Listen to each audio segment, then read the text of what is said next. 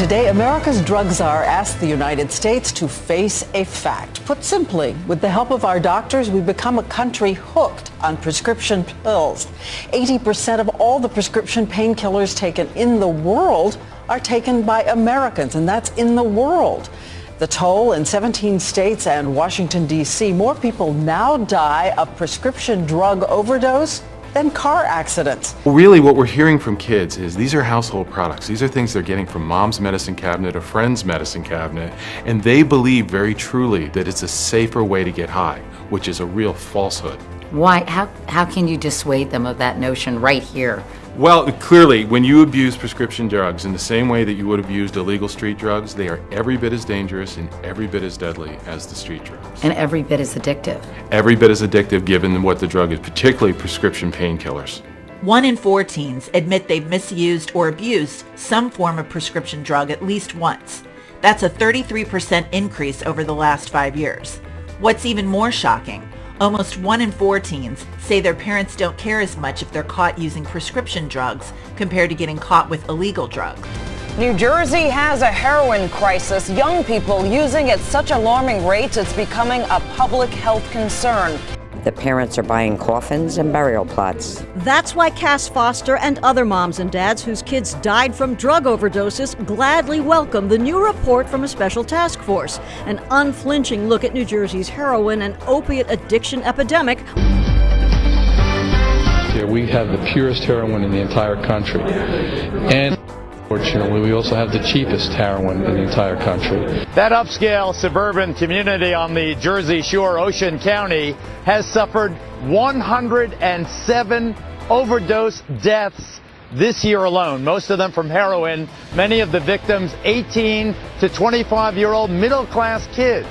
Ironically, they are using heroin, ladies and gentlemen, because it is dirt cheap, it is amazingly powerful, and it's easier to get your hands on these days than the prescription drugs that the kids were abusing.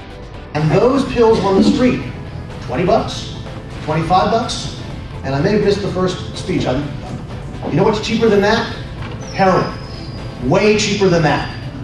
Some of us who've never been involved in drugs can't understand it, but we know it touches almost every family. And what people have to realize is that in America, there's probably 40 deaths a day attributed to the overdose of prescription drugs. And now heroin has come back to bite us on the butt.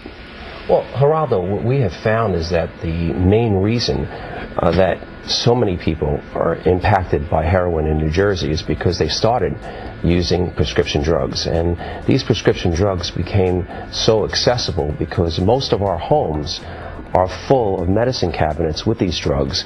And for a long time, young people didn't understand the consequences or the seriousness of these prescription drugs.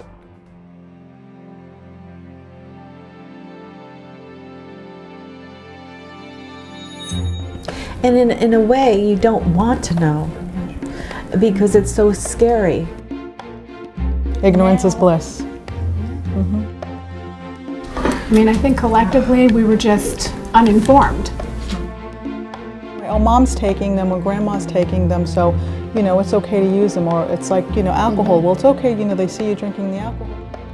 My son grew up happy and healthy. He had great wit. He got an award in middle school for being one of the kindest kids in the class because he would always watch out for the underdog and brought out the best in people, and that's what the award said. And he played chess and lacrosse, and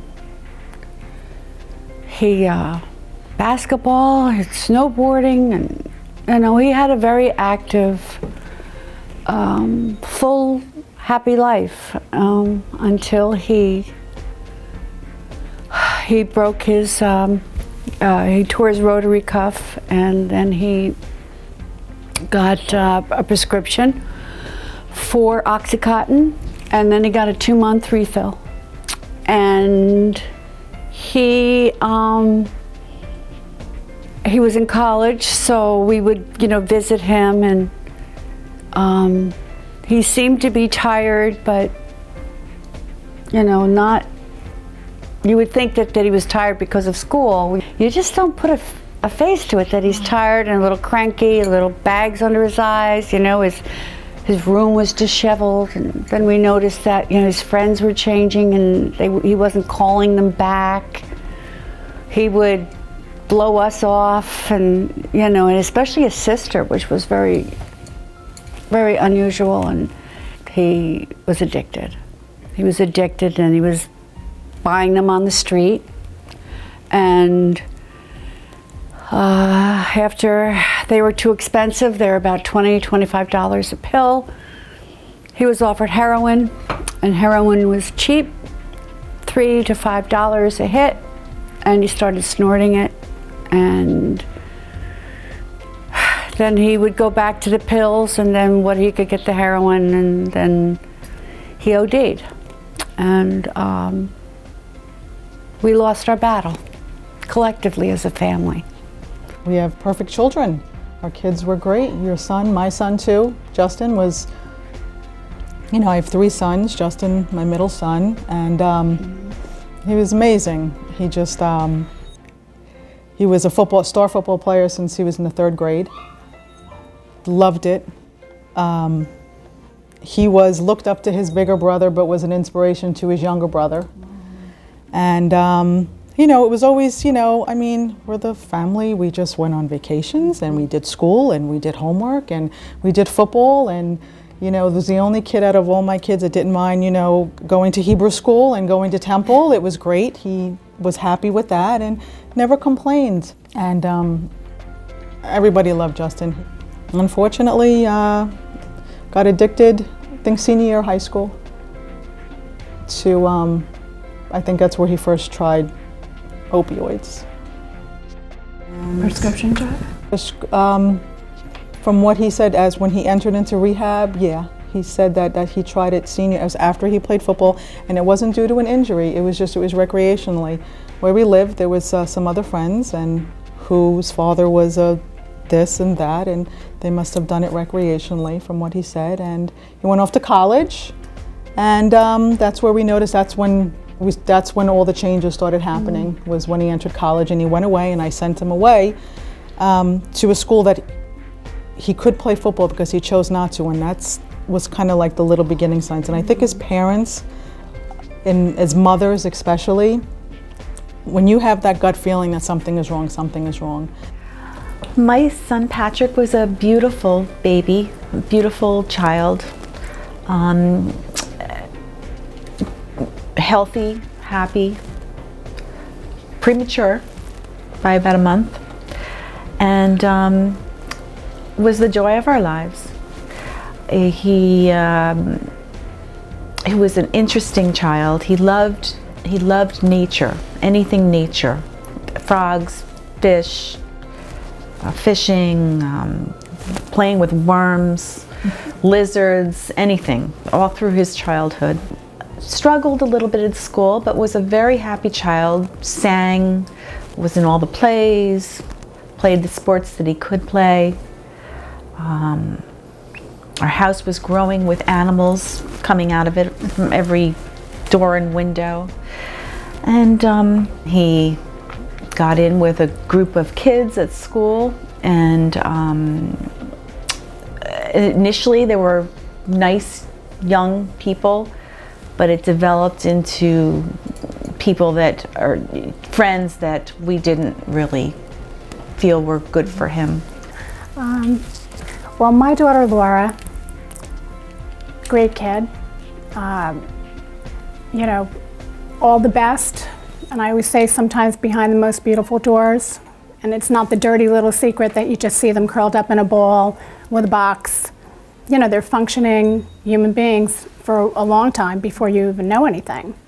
And, you know, with Laura, she was a great kid. You know, she was a real advocate for everybody. You couldn't hurt anybody. She was, boy, she would just be right on you, and, you know, that's not right, you can't do that. And she was very, very sensitive, very creative, and very smart. Like all through school, she would do something in a second, and she just gifted and talented all the way through. Really smart kid. And I guess it might have been when she was about 15. You know, she was also very athletic. Soccer was her thing. She was really good at it. And around 15, I noticed alcohol. I think it was a Smirnoff in the soccer bag, a big one.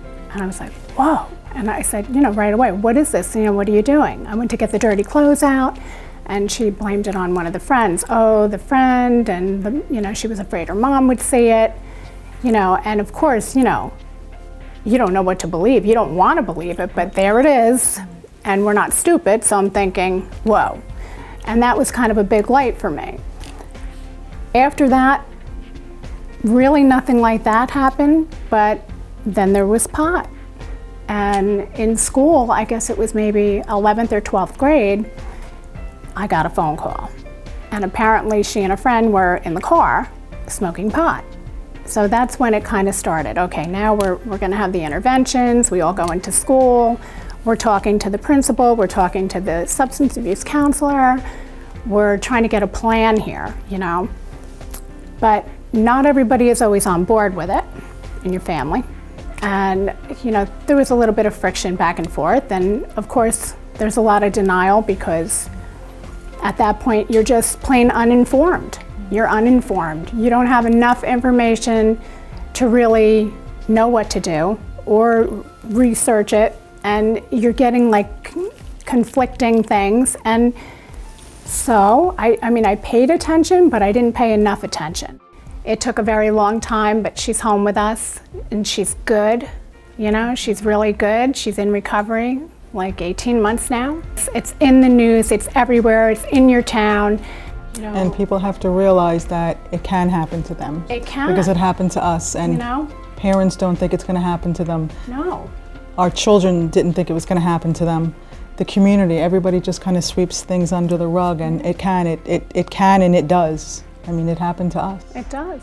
There were warning signs that I now know when I look back. And, What were some of the signs? Some of the signs were silly little things. One day he was in the kitchen and he was scratching himself and he was itchy, and he goes, I'm so itchy, and I'm running to get the hydrocortisone. But it's a reaction from the opiates. They're so strong. And other things were just being irritable. When the heroin, which I didn't realize, we were all having dinner for my mom for her birthday, and he was at the table and he was nodding out like this. And then I was thinking, oh my gosh, he's so tired. Why didn't he go to bed last night? Well, he had to watch that third movie, and then he would talk like this, but then he would just start talking normal, and I didn't realize that nodding is really the #1 sign for heroin, opiates. And if I had known that, I would have known a little earlier that that's what he was doing. And wearing long sleeve shirts. This is after he started injecting. Why would he wear long sleeve shirts? Why didn't I get that? Why didn't I know that that was abnormal in the summer for a kid? And the friends, that was changing, and the attitude, nothing was making him happy, and he wasn't whistling anymore, and it wasn't because of, you always think that, well, maybe they're in a bad mood, but that doesn't really happen all the time, right? It doesn't really happen. I think the most obvious first sign, besides the physical effect of what your child looks like when he's been doing drugs or she's been doing drugs, the weight loss, the dilated pupils, the sleeping, the manic awake actions. Most young people that are using drugs cannot support their habits, and things start to disappear in your house. Mm-hmm. Lots of things that you might not even notice. Small electronics, utensils, Video games. Pieces of jewelry. I found that we ended up having to put a padlock on our bedroom door in order to have peace of mind, and even that. We would go, same thing, go to bed with the pocketbook and the keys next to the bed. Yep. Because you didn't know what was going to happen that night. Well, it's like survival at that point for everybody. Right, including him. Yeah. Including him.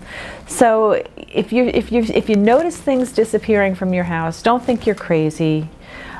Start really thinking about it and looking towards your children. And I think parents, you say, you know, like I was always respected my kids' privacy. Check their phones. Absolutely. Check their emails. Check their rooms. Forget what everybody tells you about privacy. You are in for the fight of your life when you're dealing with a child that's using or an adult that's using. You're their mom, not their friend. There's plenty of time for that later. And mom first. And parent, my sister-in-law said this to me today because I was down with her today. She said parent is a verb, not a noun. And we really need to know that because we really can't be their friend. You know, when you come to terms that your child is addicted, you know, I mean, you have to reach out to people, you have to reach out to resources, and you know, it's hard, it really is, and you know, your so life is a book at that point, right, and the stigma that gets it, absolutely. If a person is predisposed to addiction, it escalates so fast from one drug to the next, and the next thing you know, the end of the road is heroin. If you know that your friend is doing it, if you know that your friend's child is doing it, you say something, look, I may be wrong, I may be misinformed, but this is what I heard because I don't want anything to happen to your child. Because this can happen, you know, and put it in your mailbox. Or anything, right, anonymously, anyway, right, right. And when you're on the other side getting that information, don't reject it. Absolutely. Right. Accept it for what it is and follow through. Investigate. And confront Check it out. This is an opportunity. It's an opportunity to save your child. Absolutely. It's like it takes a village, especially it does. now. You know, we talked about stigma before, like the stigma of, you know, letting someone know that your child is addicted or that you have a problem. You can't worry about that. As parents, we can't. We can't worry about that. We have to reach out. We reach out and we tell our doctor. I was afraid to tell the pediatrician. I thought she would think I was a bad mother. I thought she would call DIVIS. I thought there would be legal issues. Oh, there's pot in the house. You know, you don't really know all these things. That's so uninformed. I keep saying that word because that's what I was. But the stigma of worrying about who's going to know? Who's going to know? It's happening in suburbia. I mean, it's a new face. It's a new face of addiction now. Our kids are the new face of addiction. They're beautiful, handsome, you know, talented, right, creative, good families. The typical, your typical child, and they're dying, and they're dying in vast amounts, grave amounts. Too much. Rapidly. And you know, we're losing too many kids, you know, and it's the same story, you know, with all these people in my group. They come and they share, and it's the same story, just that the names are changed, and it's a boy or it's a girl, but it's the same wonderful, beautiful children, and they're all dying. You know, I think pretty much everybody knows someone either in their family or someone close that has an addiction. And it's just like we said, an epidemic, and we have to pay attention. Because we're losing our children. At rapid rates. It's just, we need to stop. And we need to make people aware of what's going on. And that's what we're doing, and sadly this is our new journey. At least, you know, this is a new life that we didn't sign up for. A club we don't want to belong to. No, nobody wants to belong to this club.